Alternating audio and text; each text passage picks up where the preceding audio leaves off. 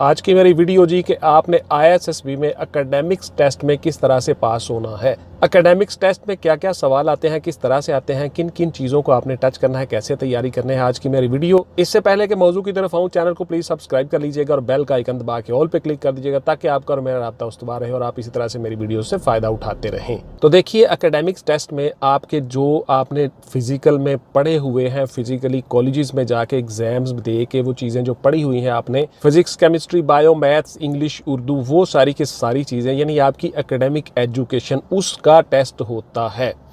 ये 100 MCQs हो सकते हैं, ये 90 MCQs हो सकते हैं, 90 से 100 के दरमियान में ये MCQs हो सकते हैं। इसमें आपके जो सब्जेक्ट्स हैं वो फिज़िक्स है, मैथ्स है, इंग्लिश है और कंप्यूटर है। इसके साथ साथ अब बहुत से बच्चे आप में से कहते हैं कि सर ये सब्जेक्ट नहीं है, आप ये बता रहे हैं फलां। बेटा, जो जनरल नॉलेज या करंट अफेयर्स हैं उसमें सारे के सारे टॉपिक आ जाते हैं।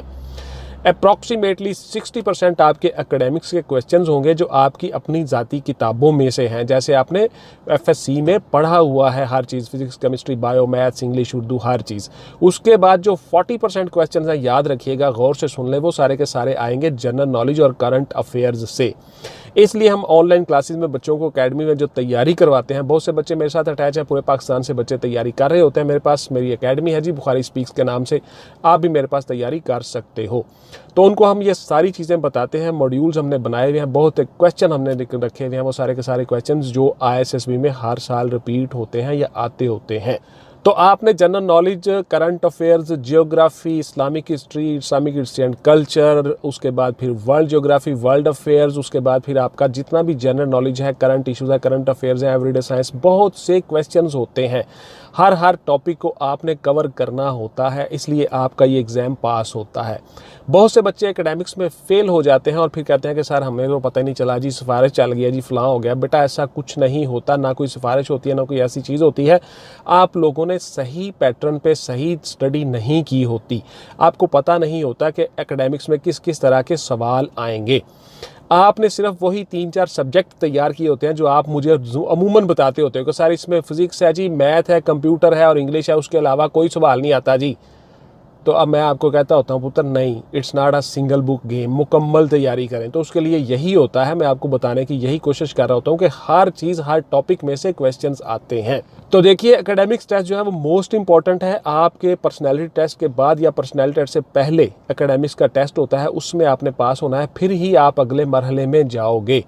तो बहुत से बच्चे होते हैं जो इंटेलिजेंस में तो पास हो जाते हैं और एकेडमिक्स में फ़ेल हो जाते हैं। तो इसलिए आपको ये सारी चीज़ें बताई जाती हैं कि आप इनको अच्छी तरह से तैयार करें ताकि आप पास हो जाएं और अपनी जॉब का आगाज़ कर लें। अब मैं आता हूं जी आपके सवालों की तरफ कि आपका अमूमन जो सवाल आप करते हो, बहुत से बच्चे आप में से सवाल करते हैं कि सर ICS वाले आ सकते हैं जी PMA में, ICS वाले ISSB कर सकते हैं? बिल्कुल कर सकते हैं। मैंने आपको बताया हुआ है FA, FSC और इक्वलेंट, बहुत से लोग इसमें आ सकते हैं। आप सब एलिजिबल हो, आ सकते हो। उसके बाद फिर आपका मोस्ट कॉमन क्वेश्चन होता है कि सर क्या हम जो ICS वाले हैं कि हम फिजिक्स, केमिस्ट्री, बायो के जवाब कैसे देंगे? तो बेटा, आपने मैट्रिक में तो हर चीज़ पढ़ी हुई है ना, तो वही सारी चीज़ें होती हैं जो सारी आगे चल के इंग्लिश में हो गई हैं। यही चीज़ें हमने आपको अकेडमीज़ में बतानी होती हैं, फिर आप मेरे पास ऑनलाइन आते हो क्लासेस में और तैयारी करते हो। तो पुत्र, आप लोग अगर चाहो तो आ सकते हो, तैयारी कर सकते हो। इसके साथ साथ जी आप में से बहुत से बच्चे ये क्वेश्चन करते हैं कि सर DAE वाले, इलेक्ट्रिकल का जो डिप्लोमा होता है, वो बच्चे कर सकते हैं? FSC के इक्वलेंट है, बिल्कुल आप कर सकते हो जी। DAE वाले एलिजिबल हैं, कर सकते हैं, आप भी इसमें हिस्सा ले सकते हो। मैंने क्लियर कट बता दिया। फिर बहुत से बच्चों का सवाल होता है कि सर मेरी नज़र वीक है, आई-साइट वीक है, मैं कर सकता हूँ? मैं आपको बताता होता हूँ क्लियर कट के विद और विदाउट ग्लासेस आप कर सकते हो। हाँ, अलबत्ता नज़र कितनी वीक है, किस हद तक आप उसमें अप्लाई कर सकते हो, तो मैं आपको कमेंट्स में भी बताता होता हूँ यूट्यूब्स के कि आप बेटा CMH डॉक्टर से मशवरा करें, CMH डॉक्टर के पास जाएं, वो आपको बताएंगे कि कितनी हद तक आपकी नज़र वीक जो है वो चल जाएगी और कितनी हद तक नहीं चलेगी। तो ये सारी की सारी बातें मैं आपको क्लियर कट बताता होता हूँ। मैं कोशिश करता हूँ यूट्यूब के हर कमेंट का जवाब दूँ और मैं आप लोगों को उसी तरह से गाइड करता रहूँ। फिर आप में से बहुत से बच्चों का सवाल होता है कि सर मैंने DAE किया हुआ है, तो मैं फिजिक्स, केमिस्ट्री, बायो और मैथ्स और कंप्यूटर के सवाल कैसे करूँगा? अच्छा सर, मैंने कंप्यूटर नहीं पढ़ा हुआ, तो मैं कैसे जवाब दूंगा? तो बेटा, कंप्यूटर मोस्ट इंपॉर्टेंट है। आजकल आपको हर एग्जाम में कंप्यूटर के क्वेश्चंस आते हैं। उसके बाद फिर आपने मैट्रिक में जितनी चीज़ें पढ़ी हुई हैं वही सारी की सारी चीज़ें रिपीट हो रही होती हैं। तो you have to learn about all these things, आपको ये सारी चीज़ें करनी होगी और एकेडमिक्स में ये सारे के सारे सवाल आएंगे। फिर जी बहुत से बच्चों के और सवाल के जी क्या हम सर इसके साथ साथ अपनी स्टडीज़ को जारी रख सकते हैं। मैंने आपको क्लियर कट बताया हुआ है, फिर से बता देता हूं कि आप अपनी स्टडीज़ जारी नहीं रख सकते, रेगुलर क्लासेस में नहीं पढ़ सकते। आप लोग जो हैं वो अपने तौर पे प्राइवेट स्टडी कर सकते हो और रेगुलर क्लासेस में नहीं जा सकते, बिकॉज आप गवर्नमेंट के ऑफिशियल हो चुके होते हो और आप रेगुलर, बल्कि मैं आपको बार बार बता चुका हूँ, फिर से बताता हूँ, PMA में आपको 2 साल की जो ट्रेनिंग होती है उसमें साथ में आपको BSc लेवल की डिग्री भी दी जाती है, आपकी ऑलरेडी तालीम मुकम्मल हो रही होती है। तो आपने इन चीज़ों में नहीं पढ़ना, ये मिलिट्री का इंटरनल मामलात होते हैं, इसमें आपकी ऑलरेडी जी इसी तरह से आप ये सारी चीज़ें कर सकते हो। उसके बाद फिर आपका मोस्ट कॉमन क्वेश्चन होता है कि क्या सर छुट्टी मिलती है? बिल्कुल जी आपको छुट्टी मिलती है, क्यों नहीं मिलती? मिलिट्री रूल्स के मुताबिक आपको छुट्टी दी जाती है, आपको मिलती है छुट्टी, हर महीने मिलती है, आप घर आ सकते हो। उसके बाद फिर एक बच्चे ने कहा कि सर मैं क्या ऑनलाइन अपना जो बिज़नेस कर रहा हूँ वो मैं कर सकता हूँ जी, फ्रीलांसिंग कर सकता हूँ, फलां कर सकता हूँ? तो बेटा ऑफिशियली आपको इजाज़त नहीं है, आप वैसे आप करो, लेकिन आपको मिलिट्री में रहते हुए या किसी भी गवर्नमेंट की जॉब में रहते हुए कोई प्राइवेट काम करने की इजाज़त नहीं होती। उसके बाद जी आपका मोस्ट कॉमन क्वेश्चन कि क्या फिर उसके बाद मैं CSS करके सर सिविलियन में आ सकता हूँ, क्या मैं पुलिस में ASP के तौर पर आ सकता हूँ? बिल्कुल मैंने आपको बताया हुआ है, इसमें मेरी अलग से वीडियो भी पड़ी हुई है, वो भी आप देख सकते हो कि आप लोग जो है वो मिलिट्री से CSS करके आ सकते हो, पुलिस में आ सकते हो, किसी और ग्रुप में जा सकते हो। उसके लिए एक क्राइटेरिया है, एक सेट पैटर्न है, आपको इतनी सर्विस करनी चाहिए, अप्रॉक्सीमेटली 12 से 13 साल आपकी जॉब की सर्विस होनी चाहिए। फिर आपको वहाँ से मिलिट्री से रिटायर्ड करके CSS के थ्रू ले आते हैं सिविल में, तो आप पुलिस में बतौर ASP आ सकते हो जी, बिल्कुल वहाँ से आप सर्विस का आगाज़ कर सकते हो, ग्रेड 17 में आ सकते हो। आप लोगों का सिर्फ एक इंटरव्यू होता है, इसमें मेरी डिटेल से वीडियो पड़ी हुई है। उसके बाद जी आपका मोस्ट कॉमन क्वेश्चन होता है कि क्या सर हम इसमें अपनी तालीम जारी रख सकते हैं? बिल्कुल जी आप तालीम जारी नहीं रख सकते, रेगुलर क्लासेस में नहीं आ सकते। फिर बहुत से बच्चे आप में से सवाल करते हैं कि क्या सर हम फ्रीलांसिंग कर सकते हैं? बिल्कुल नहीं आप कर सकते जी, फ्रीलांसिंग कोई भी ऐसा सॉफ्टवेयर, कोई भी ऐसी चीज़ आप नहीं कर सकते, क्योंकि आप मिलिट्री में होते हो या गवर्नमेंट ऑफिशियल होते हो। गवर्नमेंट ऑफिशियल जो है वो अपना कोई प्राइवेट काम नहीं कर सकता। फिर आप में से बहुत से बच्चे क्वेश्चन करते हैं कि क्या सर एकेडमिक्स में सिर्फ सिनोनिम्स और एंटोनिम्स भी आते हैं? बिल्कुल जी आते हैं, बहुत से आते हैं सवाल, और बिल्कुल हम आप लोगों को 40 से 50 टॉपिक तैयार करवाते हैं। बहुत से बच्चे मेरे पास ऑनलाइन क्लासेस में तैयारी कर रहे होते हैं, 40 से 50 टॉपिक्स होते हैं, उनमें से क्वेश्चंस आते हैं।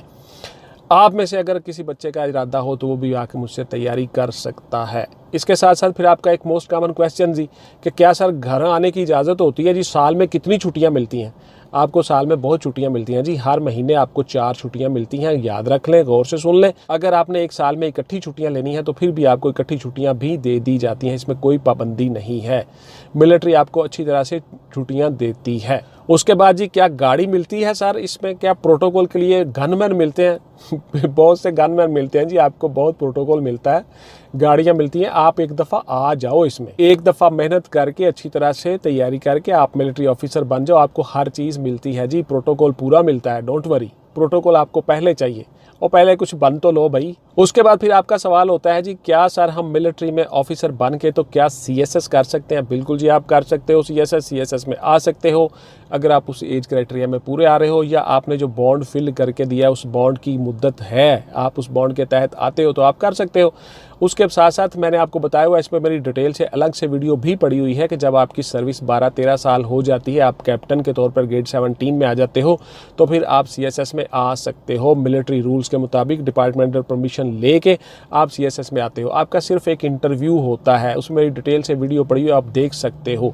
फिर आप सिविलियन में आ सकते हो, बतौर ASP भी आ सकते हो, किसी और डिपार्टमेंट में आ सकते हो, बतौर AC जा सकते हो, बतौर इसी तरह से किसी दूसरे डिपार्टमेंट में जा सकते हो, फॉरेन सर्विस में जा सकते हो। आपका एक मेरिट बनता है, जितने आप मार्क्स लोगे उस हिसाब से आपका मेरिट बन जाएगा, तो आप लोग वहाँ पे यहाँ पे कन्वर्ट हो सकते हो सिविलियंस में। उसके बाद फिर आपका मोस्ट कॉमन क्वेश्चन जी कि क्या सर हम जनरल बन जाते हैं? जी बिल्कुल जी आप बनते हैं, आप में से ही बनते हैं, बहुत से बच्चे जनरल बनते हैं, आप भी बन सकते हो। आपकी सर्विस पे डिपेंड कर रहा होता है, सर्विस रिकॉर्ड और सर्विस करियर, उस पर डिपेंड कर रहा होता है। उसके बाद फिर आपके कोर्सेज होते हैं। ये सारी की सारी चीज़ें आप जब मिलिट्री में आओगे आपको पता चल जाएगा। आपके कोर्सेज प्लस आपकी सर्विस, ये सारी की सारी चीज़ें डिपेंड कर रही होती हैं। आप में से ही जनरल बनते हैं और आप बनते हो जी। फिर उसके बाद मोस्ट कॉमन क्वेश्चन होता है आप लोगों का कि सर क्या हम किसी और इदारे में जा सकते हैं? रिटायरमेंट के बाद बेटा जा सकते हो, मिलिट्री से भी जा सकते हो, लेकिन उस बॉन्ड की मुद्दत पूरी करके, जो आपने बॉन्ड फिल करके दिया हुआ है, उससे पहले आप नहीं जा सकते। उसके बाद जी आपका मोस्ट कॉमन क्वेश्चन है क्या सर एकेडमिक्स में जितने सवाल आते हैं वो हमारे सिर्फ सिलेबस में ही से ही होते हैं? मैंने आपको डिटेल के साथ बता दिया जी, नहीं, सिलेबस में से ही नहीं होते। बहुत से सवाल होते हैं करंट अफेयर्स के, जनरल नॉलेज के, करंट इश्यूज़ के, और बहुत से ऐसे टॉपिक होते हैं। मैंने आपको बता दिया अप्रॉक्सीमेटली 40% क्वेश्चन जो हैं वो बाहर से आते हैं, मतलब कि जनरल नॉलेज और current affairs, international affairs, Pakistan affairs के। उसके बाद 60% क्वेश्चन आपके एकेडमिक्स के होते हैं, यानी किताबों में से होते हैं।